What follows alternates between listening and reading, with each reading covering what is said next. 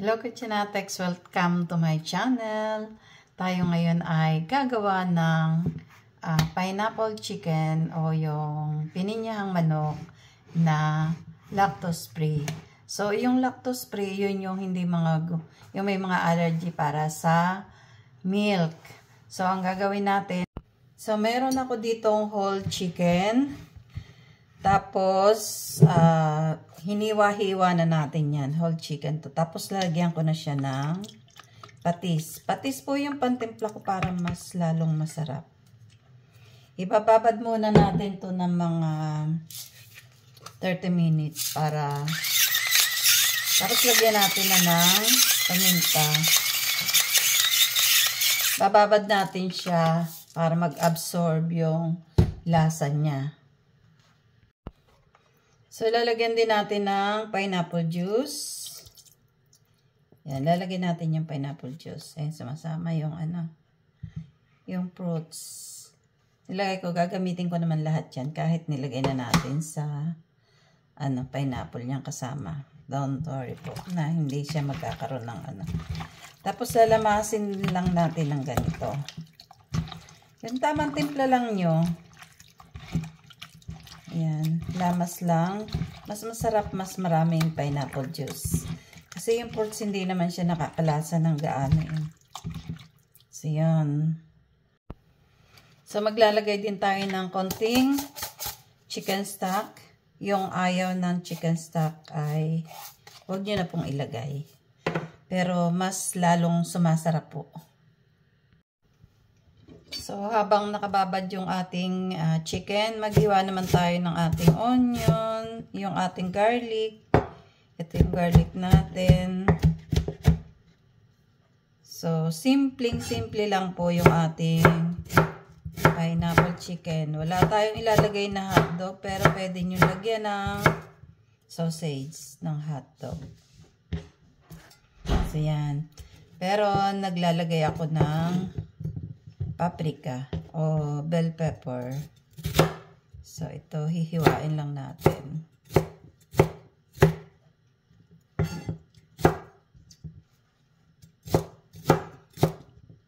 Chunky yung ating hiwa kasi malalaki din naman yung hiwa ng ating chicken. So, ayan. Okay na yan. At mag-gigisa na tayo. So, ngayon, maglalagay na tayo ng konting oil sa ating kawali. So, lagay na natin yung ating onion.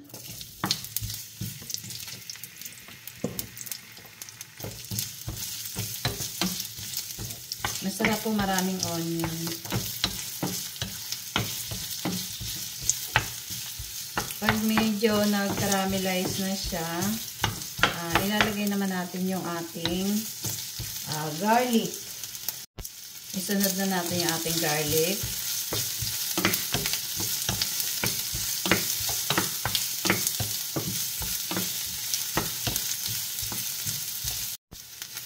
So, ilagay na natin yung ating chicken. Masarap na po yan dahil nababad na siya ng almost 1 hour.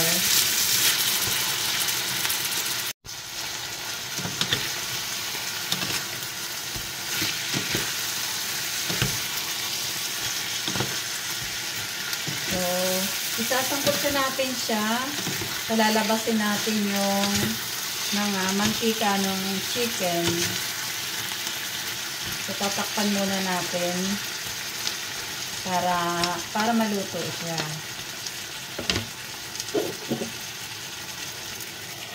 So, yan. So, balik ta rin natin.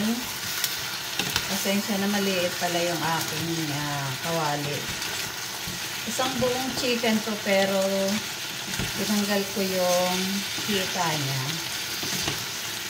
Kasi may gagawin akong iba. Saka hindi siya kalakihan na chicken.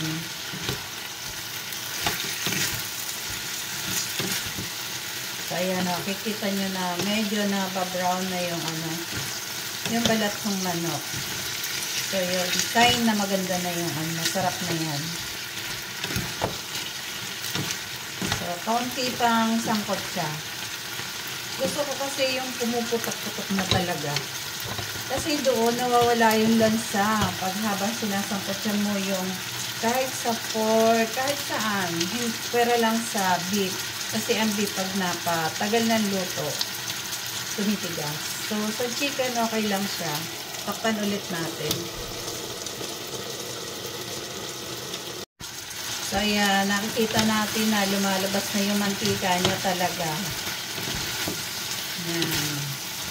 So, sarap na yan. So, ayan, sangkutsado na talaga siya. Yung sabaw na pinagbabara natin, ilagay ulit natin. Tapos, ilagay na natin yung ating coconut milk. Instead na milk yung gamitin natin, ay ito ang gamit ko. Yan. Coconut milk. Tapos, lalagay na natin yung ating paprika.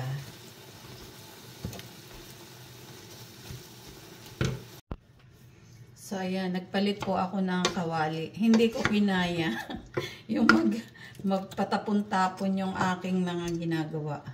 So, makikita nyo na brown yung ating skin ng chicken yan. Diba? Brown siya. So, lulutuin na lang natin siya. Titimplahan sa alat. Yung patis, nagdala talaga siya ng lasa. Siya yung nagdadala ng lasa talaga. So, dahil may na-debone ako na ano, ito yung ipansasabaw ko muna habang nagpapalambot ako. Ito yung chicken stock natin.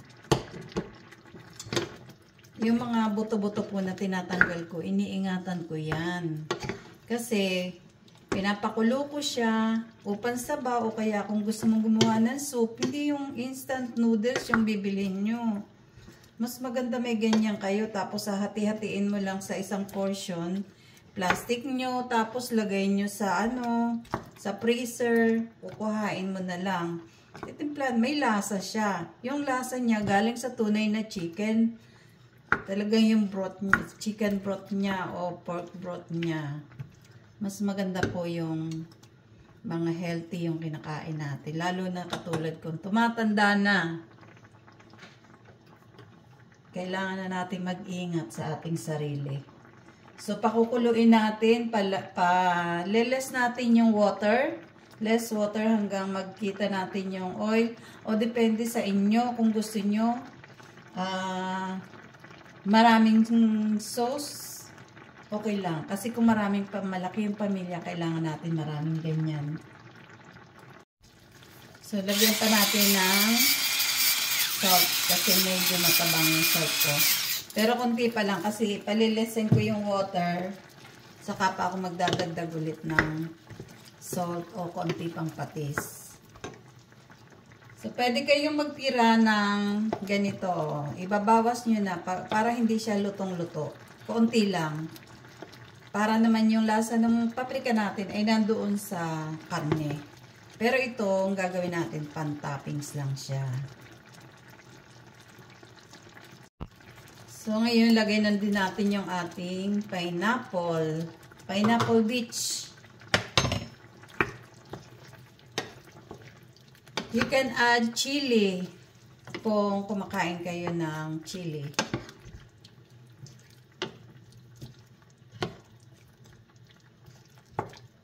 Ang sarap po, lasang pineapple.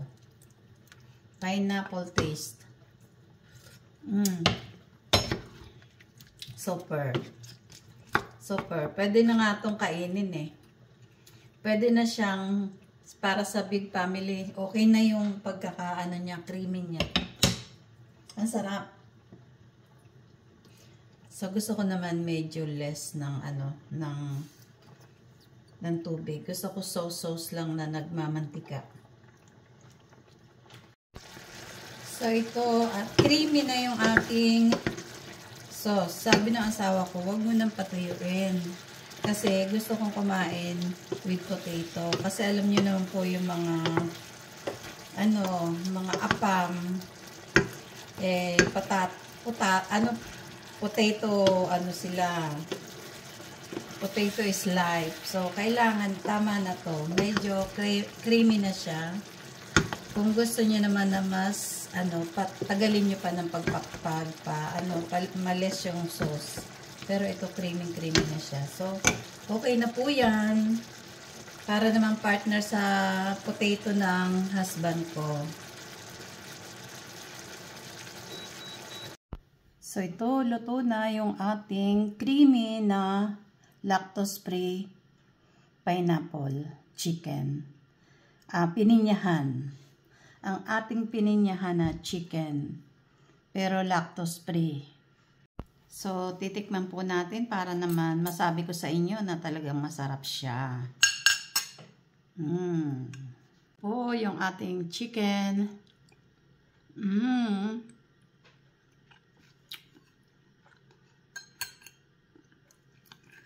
Ang sarap.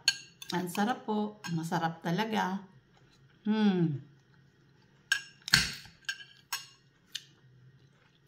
Pwedeng panterno lang sa patatas. Yung sauce niya. Gustong-gusto kasi ng asawa ko may konting sauce para sa patatas. Ang sarap po. Perfect. Perfect po. Huwag niyong kalilimutan ang patis. Nagpapasarap ang patis. Fish sauce. So, para lagi pong updated sa ating mga recipe, just follow and subscribe. Thank you for watching.